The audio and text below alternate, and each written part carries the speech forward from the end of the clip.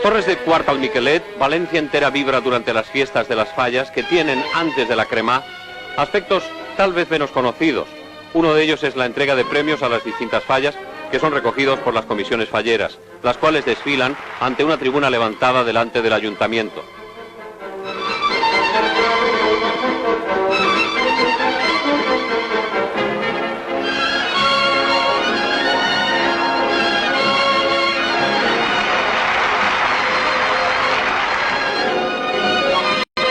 La fallera mayor infantil, Sonsoles Suárez Illana, hija del presidente del gobierno, entrega los banderines a las comisiones de las fallas infantiles.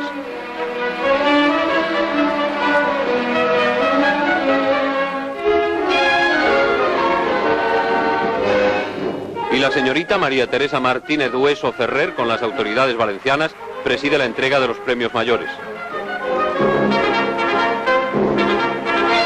Otro acto de profundo significado religioso, muy querido por los valencianos, es la ofrenda floral de las comisiones falleras a la Virgen de los Desamparados, patrona de la ciudad, ante un retablo de grandes proporciones que se alza en la plaza de la Virgen. Poco a poco, la estructura de madera se va cubriendo de flores.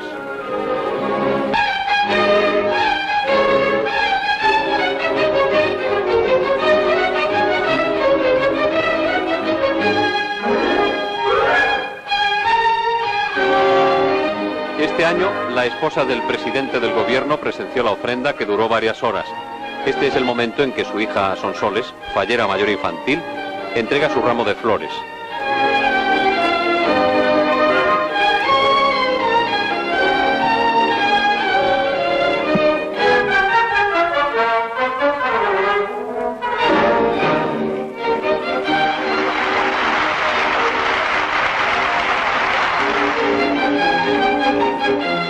Las comisiones falleras siguen acudiendo con flores y otros artísticos presentes.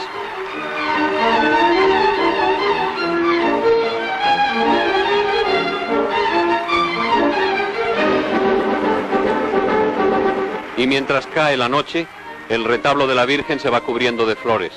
Miles y miles de flores de la huerta valenciana.